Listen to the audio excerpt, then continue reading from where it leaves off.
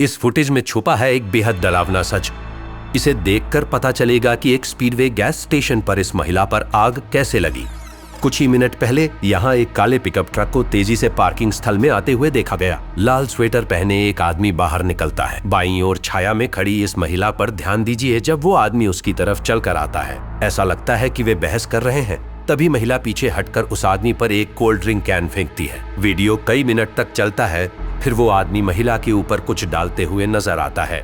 अब इस अगले भाग पर ध्यान दें। उस आदमी का कहना है कि वो उस महिला के लिए सिगरेट जलाने के लिए आगे आया था। उसका दावा है कि एक दुर्घटना थी। लेकिन देखिए कि कैसे महिला को आग लगते ही वो आदमी धीरे धीरे पीछे हटता है। वो हैरान या डरा हुआ नहीं दिखता। सच तो ये है कि वो उसकी पहली शिकार नहीं है। इस आदमी ने वर्षों तक पुलिस को चकमा दिया है और ये महिला ही आखिरकार उसे पकड़वा सकती है। लेकिन फिलहाल कोई नहीं जानता कि वो जिंदा बचेगी या नहीं। मुझे वो फोन कॉल आया। क्या अब जूली मेलिनोव्स्की की मॉम है? और मुझे याद है मैंने सोचा कितना अजीब सवाल है। और उन्होंने कहा हम अस्पताल से बोल रहे हैं, आपकी बेटी यहाँ है। और मुझे वहां बुलाया। 2 अगस्त 2015 को 31 वर्षीय जूडी मेलिनोव्स्की कोलंबस ओहायो में अपने तब के बॉयफ्रेंड माइकल स्लेगर के साथ एक स्पीडवे गैस स्टेशन पर थी। ठीक 5:08 बजे जूडी के ऊपर पेट्रोल डालकर आग लगा दी गई। मिनटों बाद उसे ओहायो यूनिवर्सिटी वैक्सनर अस्पताल ले जाया गया, जहां वो कोमा में चली गई। मैंने कुछ डिग्री तक जले हुए काफी मामले देखे हैं, लेकिन उनमें से काफी चाहकर भी बच नहीं पाते हैं। जूडी मेरी पहली बच्ची थी। मुझे सब याद है जैसे कल की ही बात हो। वो मेरी जिंदगी का बेस्ट टाइम था और मेरी बेस्ट फ्रेंड भी थी। जूडी की मां बॉनी को नहीं पता कि उसकी बेटी को क्या हुआ, सिवाय इसके कि वो जल गई थी और अब लाइफ सपोर्ट पर है। अस्पताल पहुंचकर वो एक नर्स की मदद से ट्रॉमा सेक्शन तक पहुंची, लेकिन जूडी के बिस्तर तक जाते वक्त बॉनी ने एक गलत मोड़ ले लिया। मैं माइकल के कमरे के पास से गुजरी और मैं अंदर चली गई और पूछा, माइकल जूडी कहाँ है? मैं कभी भूलूंगी नहीं, उसने मेरी तरफ देख के कहा, यह एक हादसा था, एक एक्सीडेंट। बॉनी को समझ नहीं आया कि माइकल के बिस्तर को घेरे पुलिस अधिकारी क्यों खड़े हैं, लेकिन इससे पहले कि वो कुछ पूछ पाती, उसे एक ऑफिसर ने कमरे से बाहर निकाल दिया। जब वो आखिर जूडी के पास पहुंची तो अपनी बेटी को उस हाल में देखने की उसने शायद ही कल्पना की होगी। और मुझे बस इतना याद है कि मैं जोर जोर से चिल्लाने लगी कि प्लीज कह दो कि वो बच जाएगी। और वो नहीं कह पाए कि बचने की कोई उम्मीद है, वो कुछ नहीं कह पाए। 31 वर्षीय जूडी मेलिनोव्स्की का शरीर 80% से अधिक जल गया था। उसे पहचाना नहीं जा सकता था। हमारे पास एक इक्वेशन है जिसमें जलने का परसेंटेज और पेशेंट की उम्र लगती है। और जूडी की उम्र उस समय 31 साल थी और वो लगभग 80% जल चुकी थी, तो उस हिसाब से उसके मरने के चांसेस 110% थे। जूडी कोमा में जिंदगी और मौत के बीच झूल रही थी और माइकल स्लेगर कुछ ही फीट दूर अपने जले हुए हाथ लेकर बैठा था। उसने पुलिस को जो कहानी सुनाई, उसने घटना पर सवाल खड़े कर दिए। माइकल के मुताबिक जूडी ने ट्रक में पेट्रोल भरा और गलती से कुछ पेट्रोल उस पर गिर गया।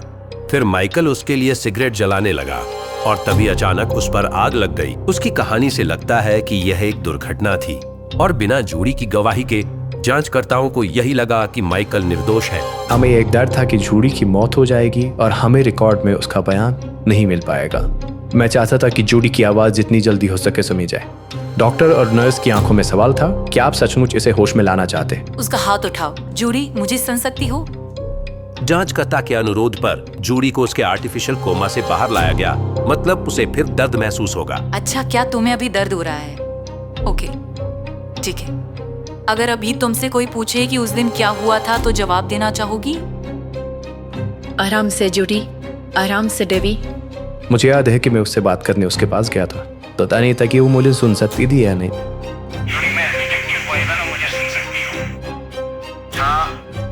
क्या तुमने खुद पर पेट्रोल डाला था? नहीं। क्या माइक ने तुम पर पेट्रोल डाला? हाँ, हाँ, ठीक है। जूडी ने 2 बार सिर हिलाया, ये स्पष्ट करते हुए कि वह पास मौजूद लोगों को सुन और समझ सकती है। उसके जवाब से पुलिस को वो जानकारी मिल गई जो उन्हें जांच को आगे बढ़ाने के लिए चाहिए थी। और फिर पुलिस ने कहा कि वो माइकल को अरेस्ट करने वाले हैं और मुझे समझ नहीं आया। तो क्या मुझे गिरफ्तार किया जा रहा है? हाँ, आपको गिरफ्तार किया जाता है, लेकिन किस जुर्म में? आपराधिक हमले और गंभीर आगजनी के जुर्म में। माइकल स्लेगर को ये पता चलने वाला है कि पुलिस के हाथ महत्वपूर्ण सबूत लग गए हैं। पूरा दृश्य एक पास की एटीएम मशीन के कैमरे में रिकॉर्ड हो गया था और जांचकर्ताओं ने सारी फुटेज देख ली है। मैं आपसे सीधी बात करूंगा माइकल, हमने देखा असल में क्या हुआ था। हमने आपको उसके सिर पर पेट्रोल डालते हुए देखा, वो लड़खड़ा कर गिर गई, आपने आगे झुककर उसे आग लगा दी। हमने देखा कि क्या हुआ, हम जानते हैं क्या हुआ। जैसा दिख रहा है वैसा है नहीं, हम झगड़ रहे थे। उसने कोल्ड ड्रिंक लेकर मेरे मुंह पर फेंका और फिर हम झगड़ा करने लगे और उसने मेरे मुंह पर थूका और मैंने कहा अच्छा ये बात है, तूने मेरे कपड़े खराब किए, ये लो मैं तुम्हारे कपड़े खराब करूंगा। या प्लीज मेरी बात समझिए, मेरा इरादा उसे आग लगाने का नहीं था, सिर्फ उसके कपड़े खराब करने थे। अच्छा ठीक है। तो हम अभी समझ गए कि उसी ने हमसे झूठ बोला था। जूडी पर पेट्रोल कैसे गिरा, इस बारे में उसने कई बयान दिए थे और खुद की कहानी बनाने लगा। ठीक है, मैंने किया, मैं डर गया, मैंने झूठ बोला, नहीं बोलना चाहिए था। पर उसने अपनी स्वेटशर्ट उतार दी थी और मैंने सोचा नहीं कि उस पर अब भी पेट्रोल गिरा होगा। हाय, मेरे वकील हैं। हेलो, कैसे हैं? इस मामले में जिस बात पर मुझे थोड़ा शक था वो ये था कि क्या उसने जानकर इतनी गंभीर शारीरिक चोट पहुंचाई। ये आज भी मेरी समझ के परे है कि एक इंसान दूसरी इंसान के साथ ऐसा कैसे कर सकता है। माइकल को उसके वकील ने बचाया और डॉक्टर जूडी को बचाने की हर संभव कोशिश कर रहे थे। ज्यादातर मामलों में इतना जले हुए पीड़ित कुछ दिन से ज्यादा जीवित नहीं रहते।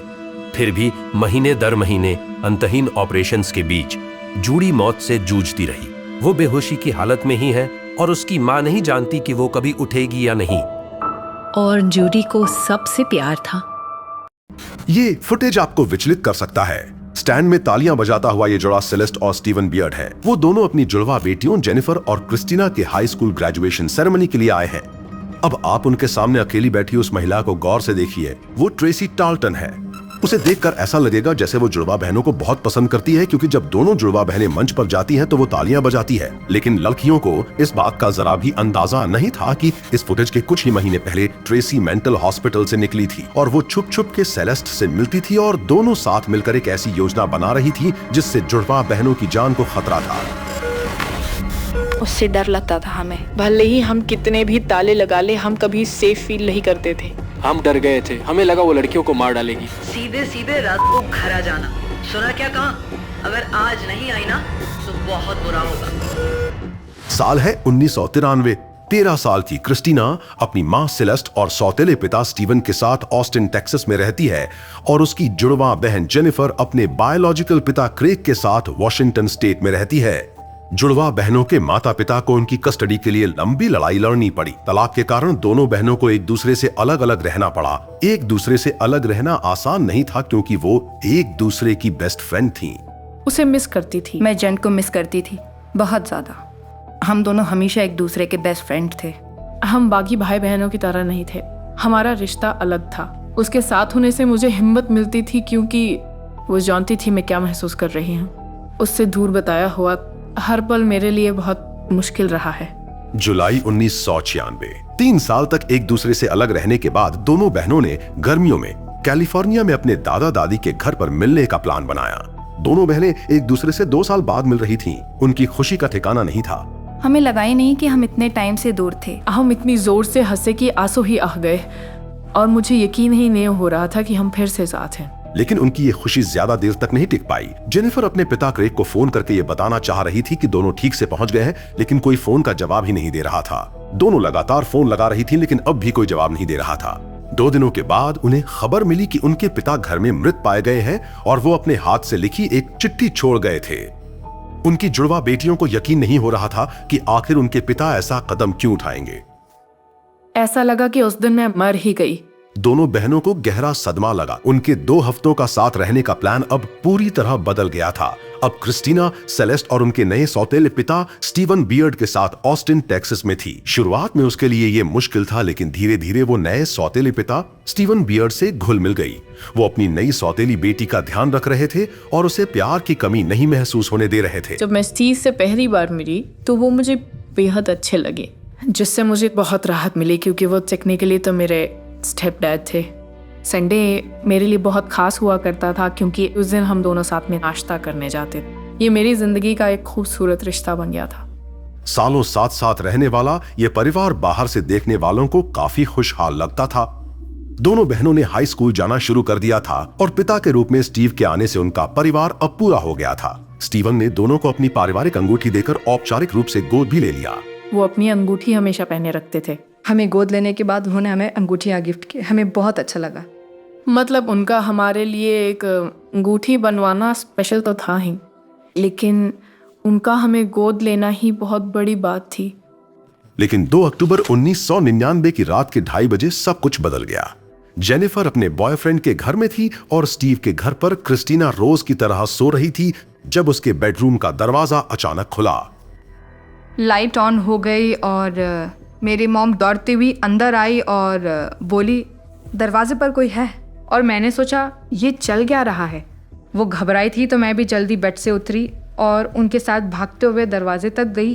तब मुझे वो सफ़ेद फ्लैशिंग लाइट नजर आई। क्रिस्टीना घबरा गई क्योंकि वो नहीं जानती थी कि बाहर कौन है और उसे क्या चाहिए। उसने 911 पर कॉल किया। वो उन्हें बताती है कि कोई लगातार उनके घर का दरवाजा पीट रहा है। बाहर से सायरन बजने की तेज आवाज आ रही है और उनके पूरे घर पर लाइट्स चमक रही है।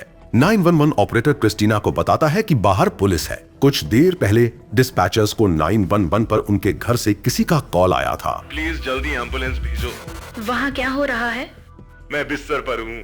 आप मुझे मेरी हालत बहुत खराब है। क्या आप अकेले हैं? मेरी पत्नी घर पर है पर अभी नहीं पता कहाँ है। क्रिस्टीना बाहर का दरवाजा खोलती है और पुलिस अंदर आती है। मैंने दरवाज़ा खोला तो बाहर पुलिस खड़ी थी और उन्होंने पूछा, तुम्हारे डैड घर पे हैं? मैंने कहा हाँ, वो ऊपर अपने कमरे में हैं। क्रिस्टीना पुलिस के साथ अपने डैड के कमरे में जाती है।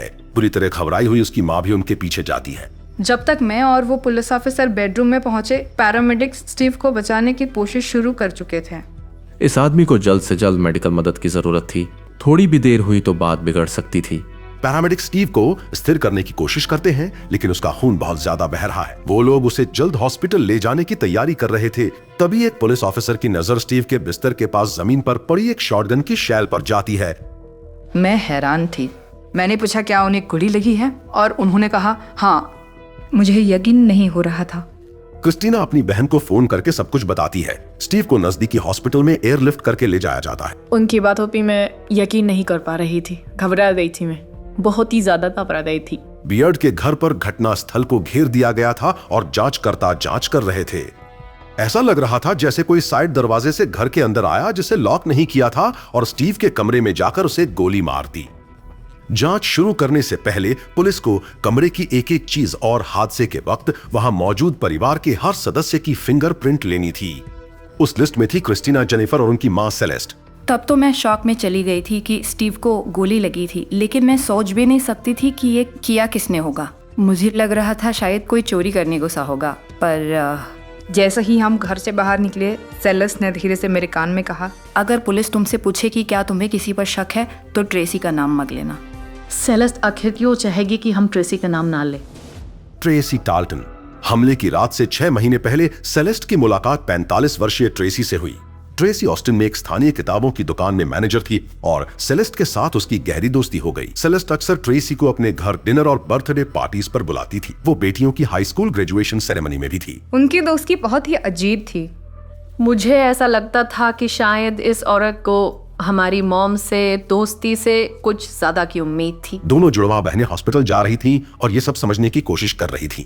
दोनों ये सोचकर परेशान थी कि उनकी माँ ने ट्रेसी का नाम लेने से आखिर मना क्यों किया। इससे उनके मन में शक पैदा हो गया। मुझे लगता था कि सेलेस्ट उसे बचा रही है क्योंकि शायद उसे लगता था ये ट्रेसी में किया है। अस्पताल पहुंचकर और जासूसों से बात करने के बाद उन्होंने मुझसे पूछा, मुझे क्या लगता है कि मेरे पिता को किसने गोली मारी? और मैंने कहा, मेरी मॉम नहीं चाहती कि मैं ये बताऊं, लेकिन उन्होंने हमें ट्रेसी का नाम लेने से मना किया है। ट्रेसी टाल्टन की पूछताछ की जाती है और बियर्ड परिवार के साथ की उसकी नजदीकियां उसे मुख्य संदिग्ध बना देती हैं। लेकिन उन्हें कुछ तो खटक रहा था। जासूसों को शक था कि इसमें किसी और का भी हाथ है। इसकी कोई वजह ही नहीं थी कि ट्रेसी ये अपराध अकेले करे। एक 20 गेज शॉटगन की शेल और वो गोली जिससे स्टीव घायल हुआ था, इन सबूतों के बिना पर पुलिस ने ट्रेसी के घर की तलाशी का वारंट निकाला। इसके बाद वे ट्रेसी टाल्टन के घर गए और उसका दरवाजा खटखटाया। मिस टाल्टन से पूछा गया कि क्या उसके पास कोई शॉटगन है। उसने कहा हाँ। मैंने पूछा क्या उसे देख सकता हूँ। उसने थोड़ी देर सोचा और फिर कहा ठीक है, आप उसे देख सकते हैं। उसने हमें एक फ्रांची 20 गेज वाली शॉटगन दिखाई। उसका नाम उस शॉटगन के ऊपर गुदा हुआ था। कानून प्रवर्तन अधिकारी शॉटगन को अपने कब्जे में आगे की जांच के लिए रख लेते हैं। दिन बीतते हैं और हर कोई जांचकर्ताओं की खबर का इंतजार करता रहता है। आखिरकार जासूसों को नतीजे मिलते हैं और वो शॉटगन वही शॉटगन निकली जिसकी बुलेट लगने की वजह से ही मिस्टर बियर्ड घायल हुए। इस तस्वीर में परेशान कर देने वाला एक रहस्य छुपा है। यह गयाना में 18 नवंबर 1978 को ली गई थी। 5 लोगों की गोली मारकर हत्या कर दी गई, जिनमें से एक थी पैट्रिशिया पार्क्स। हमले के दौरान उसकी बेटी ट्रेसी 4 अन्य बच्चों के साथ जंगल में लापता हो गई। 1 घंटे पहले यह फुटेज हमले से कुछ मिनट पहले हवाई पट्टी को दिखाता है। अपनी कमर पर लाल कोट बांधे वह महिला पैट्रिशिया है। उसकी बेटी ट्रेसी पहले इस छोटे विमान में सवार हो चुकी है। इस आखिरी तस्वीर में बंदूक लिए 3 आदमी दिखाई दे रहे हैं। 3 घंटे पहले एक वीडियो में 12 वर्षीय ट्रेसी अपनी टोपी से आंसू पोंछती हुई नजर आ रही है। जब पार्क्स परिवार ट्रक पर अपना सामान रख रहे होते हैं तो लोग नाराज होकर उन पर चिल्लाते हैं, उन बच्चों को वापस लेकर आओ, मेरे बच्चे को छूना मत। इस फुटेज के 24 घंटे बाद 918 लोग मृत पाए गए और ट्रेसी का कहीं कोई नामो निशान नहीं था। जोन्सटाउन नरसंहार की घटनाएं तब तक रहस्य बनी रहेंगी जब तक किसी चमत्कार से कोई इस नरसंहार में बची सबसे कम उम्र की लड़की 12 साल की ट्रेसी पार्क्स को बचा ना ले। आज जोन्सटाउन की कहानी और भी बदतर हो गई है। पीपल्स टेम्पल के विषानुष्ठान में 910 लोग मारे गए। वहां मौजूद पत्रकारों को मार दिया, कांग्रेसमैन को भी। हम कुछ नहीं कर सकते, ना हम खुद को बचा सकते हैं और ना ही औरों को वहां से निकाल सकते हैं। बच्चों के जीवित होने की संभावना बहुत कम रह गई है। हमारे पास इस बात का कोई ठोस सबूत नहीं है कि वो लोग अब भी जंगल में भटक रहे हैं। परिजनों को तब तक राहत नहीं मिलेगी जब तक उत्तर पश्चिम गयाना के जंगल की हवाई खोज पूरी नहीं की जाती। साल है 1966। कैलिफोर्निया के एक शांत शहर रेडवुड वैली में जेरल्ड पार्क्स अपने परिवार के साथ रहने के लिए आता है। शीत युद्ध और परमाणु आपदा के डर से पार्क्स और उसकी पत्नी पैट्रिशिया अपने बच्चों, बेटे डेल, बेटी ब्रेंडा और 1.5 महीने की ट्रेसी के साथ ओहायो से इतनी दूर ड्राइव करके आए हैं। पार्क्स उन सैकड़ों लोगों में है जो रेवरेंड जोन्स के साथ कैलिफोर्निया गए थे। रेडवुड वैली में जेरल्ड और उसके परिवार को आसरा मिलेगा, नन्ही ट्रेसी को बड़ा करने के लिए एक अच्छी जगह। 7 साल बाद 1973 में जोन्स ने कहा कि वे दक्षिण अमेरिका में एक पैराडाइज सिटी बना रहे हैं। उन्होंने इसे पीपल्स टेम्पल एग्रीकल्चरल प्रोजेक्ट का नाम दिया, पर इसे जाना जाएगा जोन्सटाउन के नाम से। यह था होने वाला प्रॉमिस लैंड। पर जेरल्ड और पैट्रिशिया से अलग ट्रेसी जरा भी खुश नहीं है। 1 अगस्त 1977 को न्यू वेस्ट पत्रिका में एक लेख छपा जिसमें दुर्व्यवहार के आरोप लगाते हुए पीपल्स टेम्पल की निंदा की गई थी। फिर भी रेवरेंड जोन्स के अनुयायी इस तथाकथित पैराडाइज सिटी जाते रहे। पीछे रह गए परिजनों को अपनों की चिंता थी। पार्क्स परिवार को गए कई महीनों बाद भी उनकी कोई खबर नहीं थी। 17 नवंबर 1978 कैलिफोर्निया के सेनेटर लियो रायन अपने कानूनी सहायक और एनबीसी कैमरा क्रू के साथ तहकीकात के लिए गयाना रवाना हुए। हमें ये खबर मिल रही थी कि वहां हथियारबंद लोग डेरा डाले हुए हैं। उनका मकसद था वहां जाना और ये पता लगाना कि लोगों को वहां अपनी मर्जी के खिलाफ तो नहीं रखा जा रहा, और अगर ऐसा है तो उन्हें निकाला कैसे जाए।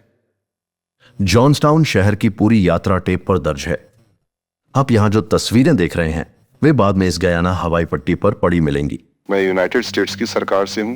हम यहाँ रहने वाले अमेरिकी नागरिकों के स्वास्थ्य और कल्याण की जांच करने आए हैं।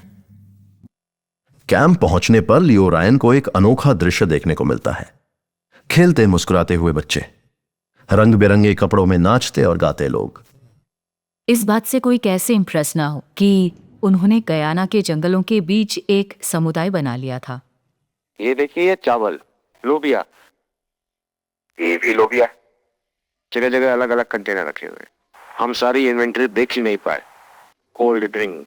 पहली नजर में जोन्सटाउन रहने के लिए एक बहुत बढ़िया जगह लगती है। यहाँ सब बहुत अच्छा है। हम बैरल और पत्तियां लाने के लिए एक स्काउटिंग मिशन पर जा रहे हैं। जैसा आप देख सकते हैं, इन्हें जोन्सटाउन बहुत पसंद है।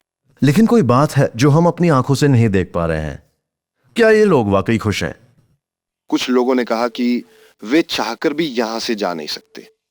क्या तुम जा सकती हो? हाँ, अगर मैं जाना चाहूँ तो जा सकती हूँ। मतलब अगर मैं सचमुच यहाँ से जाना चाहूँ तो बिल्कुल जा सकती है। हाँ बेशक, मैं यहाँ कुछ दिनों से हूँ और यहाँ मुझे किसी तरह की कोई शिकायत नहीं है। ये एक बहुत ही अच्छी जगह है। शाम में शहर के लोगों ने सेनेटर के लिए एक उत्सव की तैयारी की है।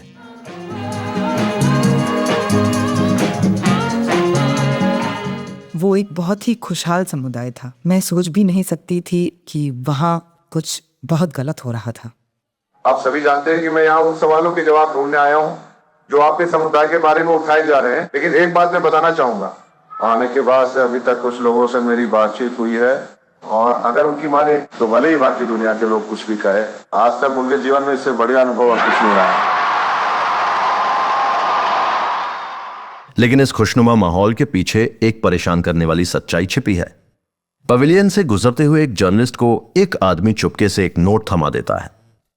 नोट में लिखा है, जोन्सटाउन छोड़ने में हमारी मदद करें। अगले दिन 18 नवंबर को सुबह 11:30 बजे जेरल्ड की मां एडिथ पार्क्स सेनेटर रायन के पास जाकर कहती हैं, हमें यहां बंदी बनाकर रखा गया है।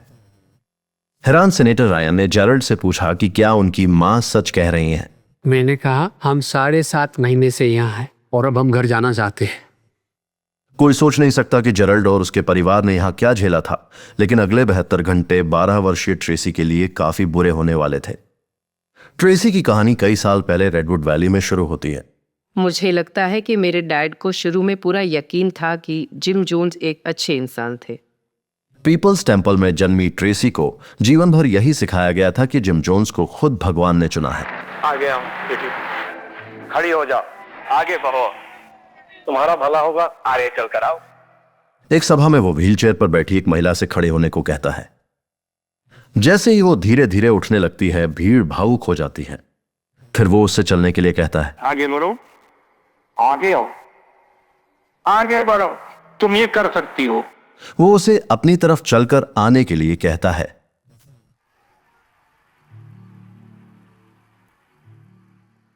जब मैंने अपनी आंखों से ये देखा तो सोचा इस पर कैसे यकीन करूं।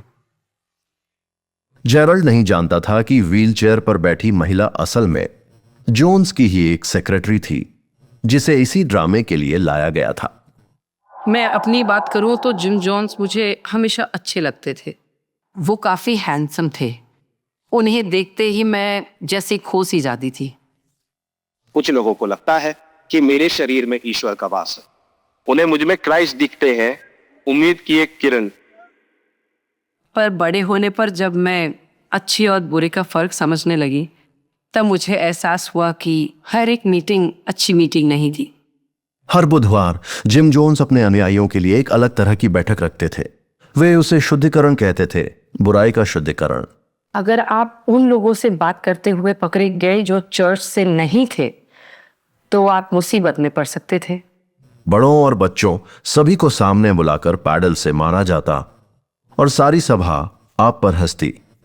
मैं अपने चारों ओर मौजूद बड़ों को देखकर खुद से ये सोचती रहती थी कि ये सही कैसे लग सकता है। आखिर कैसे? मुझे गलती करने से डर लगता था कि मुझे सबके सामने बुलाकर मारा जाएगा। अपने परिवार को जिम जोन्स के साथ गयाना जाने की तैयारी करते देख ट्रेसी बेहद परेशान थी। ये कभी मुझे समझ ही नहीं आया कि इतनी खतरे की घंटियों के बावजूद मेरा परिवार वहां क्यों गए। मेरे पास जो है मैं तुम्हें उससे ज्यादा देना चाहता हूँ। मैं चाहता हूँ तुम मुझसे महान बनो, और अगर तुम्हें इस रास्ते पर नहीं आ रहा तो बाहर में जाओ, लेकिन मुझे परेशान मत करो। क्या तुमने कभी जेनिफर शुएट का नाम सुना है? सुना है।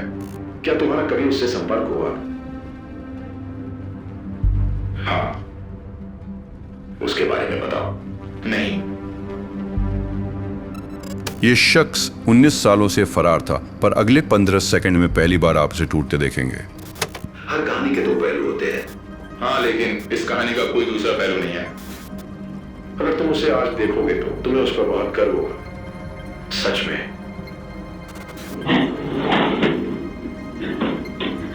वो सच में जिंदा है। हाँ वो जिंदा है। वो जिंदा है। हाँ वो जिंदा है। अब मैं तुम्हें एक और बात बताता हूँ, वो हमारे साथ है। 8 साल की जेनिफर शुएट अपहरण हुआ, बर्बरता की गई, चुप करा के मरने के लिए छोड़ दिया गया। वह तब सिर्फ एक बच्ची थी। हमलावर ने उसे इतना जख्मी किया कि वो अपने बोलने की क्षमता खो बैठी, लेकिन वो बच गई। उसे हर बात याद थी और उसी से उसने खुद अपना केस सुलझाया और डेनिस अर्ल ब्रैडफोर्ड के आतंक को खत्म किया। मैं मदद करना चाहती थी क्योंकि मैं अकेली ऐसी गवाह थी जो जिंदा थी। टेक्सास के छोटे से शहर डिकिंसन में जेनिफर अपनी माँ एलिन के साथ एक असुरक्षित मोहल्ले के छोटे से अपार्टमेंट में रहती थी। मुझे अच्छे से याद है कि मुझे बचपन से ही कभी भी अंधेरा पसंद नहीं था और ना ही अकेले सोना। तो चैन से सोने के लिए मैं हमेशा मेरी मॉम के पास जाती थी। हम दोनों का एक दूसरे के अलावा और कोई नहीं था। 9 अगस्त 1990 की रात 2:30 बजे एलेन ने जेनिफर को अपने कमरे में सोने को कहा क्योंकि उसे सुबह जल्दी उठना था। जेनिफर अपने कमरे में गई और किताब पढ़ते पढ़ते सो गई। सुबह एलेन को जेनिफर नहीं मिली और उसके कमरे की खिड़की, जो पार्किंग की तरफ है, खुली हुई थी। शुक्रवार की सुबह 8 साल की जेनिफर शुएट को उसके अपार्टमेंट से अगवा कर लिया गया। जब जेनिफर की मां ने उसके कमरे में आकर देखा तो खिड़की खुली थी और बेटी गायब। मैंने उसे नाम से बुलाया, वो कहीं भी नजर नहीं आई। मेरी बच्ची जाने कहाँ गई? पुलिस के आते ही तलाश तुरंत शुरू कर दी गई। पुलिस को जल्द ही समझ आ गया था कि ये महज कोई घर से भागने वाला मामला नहीं था। जैसे ही केस में कुछ नया पता चलता है तो मैं आप सभी को जरूर बताऊंगा। उसी दिन शाम 6:30 पर पुलिस को इलाके के कुछ लोगों का फोन आया। उनके बच्चे शहर के बाहर मैदान में खेलते हुए किसी चीज से टकराए। ये जानकर उनके होश उड़ गए कि वो एक छोटी बच्ची थी। और मुझे अच्छे से याद है कि मुझे लाइफ फाइटर हेलीकॉप्टर में ले गए थे। वो समझ गए थे कि ज्यादा समय नहीं है, उसे तुरंत हॉस्पिटल पहुंचाना होगा। जब उसे हवाई जहाज में ले जाया जा रहा था, मैं सोच रहा था कि ये एक मर्डर केस बनने वाला है। उसकी हालत इतनी खराब थी कि उसके बचने की उम्मीद कम थी। जेनिफर की हालत गंभीर थी। उसका गला एक कोने से दूसरे कोने तक काटा था। हमें इस बात का भी संदेह था कि शायद उसका बलात्कार भी किया। और 8 साल की छोटी उम्र में ये पता नहीं होता है कि रेप होता क्या है। वो इतनी बुरी हालत में थी कि उसकी माँ को कमरे में आने से रोक दिया गया। साफ नजर आ रहा था कि वो बहुत डरी हुई थी। ये गनीमत थी कि हमलावर ने उसकी गर्दन की कोई प्रमुख नस नहीं काटी। टेक्सास के छोटे से शहर डिकिंसन में ये एक बड़ी खबर थी। जेनिफर की माँ बेहद परेशान थी। एक दूसरे के अलावा दुनिया में कोई नहीं है। हमने उसकी सर्जरी पूरी कर ली। उसकी सांस की नली अब स्थिर है। जब जेनिफर को सर्जरी के बाद होश आया तो उसका व्यवहार अचानक बदल गया। मुझे हैंडल करने में उन्हें बहुत दिक्कत हुई थी क्योंकि डॉक्टर सारे मेल थे और मुझे आदमियों से डर लगता था। डिकिंसन पुलिस ने अस्पताल में उसके कमरे की सुरक्षा के लिए पूरी टीम तैनात कर दी। जो कि वो टीम डॉक्टर्स और सभी स्टाफ पुरुष थे। जेनिफर हमेशा घबराई रहती थी। मैं सबको शक की नजर से देखती थी। एक अजीब बात यह थी कि उसे किसी भी पुलिस अधिकारी पर भरोसा नहीं था, लेकिन जेनिफर ने जब अपनी कहानी सुनाई तो ये बात समझ में आई। जेनिफर के साथ समस्या ये थी कि वो बोल नहीं सकती थी और हम इस चुनौती का सामना कर रहे थे कि उससे जानकारी कैसे निकाली जाए। आखिर वो बस 8 साल की एक बच्ची थी। जेनिफर सीधे तौर पर कुछ नहीं बता पा रही थी। कोई और रास्ता नहीं बचा तो उन्होंने उसे एक नोटबुक और पेन दिया और लिखकर जवाब देने को कहा। तो मैं पेपर में नोट्स लिख के मॉम को देती थी और मॉम उसे बाहर खड़े ऑफिसर को देती थी। महज 8 साल में अपनी उम्र से कई ज्यादा समझदार थी। उसने घटना में हुई हर चीज को बेहद बारीकी से बताया। वो सोई अपने बेडरूम में थी पर जागी एक अजनबी की बाहों में। वो भाग रहा था, मुझे उठाकर फुटपाथ पर दौड़ रहा था और मैंने तभी चिल्लाने की कोशिश की लेकिन उसने मेरा मुंह और नाक बंद कर दिया। उसने अपने आप को एक पुलिस अधिकारी बताया और उसे शांत रहने को कहा। फिर एक कार में अपनी गोद में बिठाकर अपने साथ ले गया। अब वो समझ गई थी कि कुछ गड़बड़ है। वो जानती तो थी कि पुलिस अच्छे लोग होते हैं, पर यह भी कि अजनबियों पर भरोसा नहीं करना चाहिए। मेरे अंदर का बच्चा उस पर यकीन करना चाहता था, लेकिन मेरे अंदर जो अंधेरे का डर था वो कह रहा था कि ये जो हो रहा है वो सही नहीं लग रहा। तब जांचकर्ता समझे कि उसे पुरुषों, खासकर पुलिस वालों पर भरोसा क्यों नहीं था। मुझे तब समझ में आने लगा था कि मैं एक्चुअली किडनैप हुई हूँ, और अब मुझे और भी डर लगने लगा था। उसे शांत करने के लिए वो आदमी कार लेकर स्थानीय स्कूल पहुंचा। उसने कहा कि वो सुबह तक इंतजार करेंगे, तब तक उसकी माँ आकर उसे ले जाएगी। मॉम की कार के इंतजार में मेरा पूरा ध्यान रास्ते पर ही था, पर वो कभी नहीं आई। वो आदमी सिगरेट और शराब पीते हुए उसे कैंडी दे रहा था। उस जमाने में चाइल्ड सेफ्टी प्रोग्राम में जो सिखाया जाता था, उसे जानने वाले किसी के लिए भी ये खतरे का संकेत था। फिर उसने मेरी तरफ देखा और कहा कि मॉम तो नहीं आ रही है, और गाड़ी स्टार्ट करने लगा। वो शहर से बाहर एक मैदान में जाकर रुके। वहां जेनिफर ने सवाल पूछने शुरू किए। 8 साल की छोटी उम्र में भी मेरे पास सवाल बहुत सारे थे। मैं चाहती थी कि वो ये साबित करे कि वो पुलिस ऑफिसर है। मैंने पूछा, तुम्हारी गन कहाँ है, बैज कहाँ है? गाड़ी पार्क करके उसने कहा कि वो पीछे की सीट पे रखा है। तो मैंने सामने की सीट के ऊपर खड़े होकर पीछे झांक कर देखने की कोशिश की, और तभी वो घटना घटी। सभी पीड़ितों की भावनाओं की कदर करते हुए हम इस घटना का विवरण नहीं देंगे, क्योंकि ये बेहद दर्दनाक है। जब उसे होश आया तो वो नंगी अवस्था में एक मैदान में अपने टखने से घसीटी जा रही थी। ये सोचकर हैरानी होती है कि इतनी छोटी उम्र में उसे पता था कि क्या करना है। उसने मरने का नाटक किया, क्योंकि उसके बचने का यही एक तरीका था। उसने मेरे पैर छोड़ दिए और मुझे उसके जाने की आवाज सुनाई दी। वो उसे चींटियों के बिल पर मरने के लिए छोड़ गया। सूरज निकला तो उसे बच्चों के खेलने और कुत्तों के भौंकने की आवाजें सुनाई दे रही थी। मुझे एहसास हो गया था कि मैं चिल्ला नहीं सकूंगी। मुझ में बस इतनी ही ताकत बची थी कि मैं अपना दाहिना हाथ उठाकर गर्दन पर रख सकूं, और वो हाथ खून से लथपथ था। वो अब भी बेहोशी और होश के बीच झूल रही थी, लेकिन चींटियों के काटने से बार बार जग रही थी। मौत के इतने करीब होने के बावजूद वो हर एक बारीकी को याद कर रही थी, ये सोचकर कि अगर बच गई तो उसे पकड़ लेगी। मुझे याद है मैंने कहा था कि उसका चेहरा चिकना था और शायद उसके चेहरे पर कोई दाग या कोई निशान था। मैंने नोट्स में लिखा था कि कार में बियर के कैंस पड़े थे और वो कौन सी ब्रांड की सिगरेट पी रहा था। बेसिकली मैंने हर वो डिटेल लिखी जिससे मुझे लगा कि उसे पकड़ना आसान होगा। कार में उसे सवाल पूछकर उसने उसका नाम भी पता कर लिया था। तो मैंने लिखा कि उसने अपना नाम डेनिस बताया। उसकी यादों के आधार पर एक चित्र बनाने के लिए एक स्केच आर्टिस्ट को बुलाया गया। मैं बोल नहीं सकती थी, और यहाँ मैं एक इंसान का हुलिया बता रही थी नोट्स के जरिए। बिना एक भी शब्द बोले जेनिफर ने यह चित्र बनवाया, पर अफसोस की पुलिस को यह केस इतना मजबूत नहीं लगा। उन्होंने सार्वजनिक रूप से इस स्केच को जारी किया, लेकिन कुछ नहीं हुआ। आखिरकार छोटी सी पुलिस टीम को सिर्फ जेनिफर और हमलावर के कुछ कपड़े ही मैदान में मिले। मेरा खून खौल रहा था, क्योंकि मुझे जो कहना था, जैसे कहना था, मैं वो कह नहीं पा रही थी। उसे इस बात का बहुत गुस्सा था कि लफ्ज उसका साथ नहीं दे रहे थे और वो अपनी बात कह नहीं पा रही थी। और फिर एक चमत्कार हुआ। एक बार बहस की कोशिश में उसके मुंह से एक छोटी सी आवाज निकली। डॉक्टर हैरान थे, क्योंकि उसके वोकल कॉर्ड्स कट गए थे और उनके जुड़ने की उम्मीद नहीं थी, लेकिन किसी तरह वो ठीक होने लगे। हॉस्पिटल में मुझे अचानक मेरी आवाज भी वापस मिल गई, और तब से आज तक कोई मुझे चुप नहीं करा पाया है।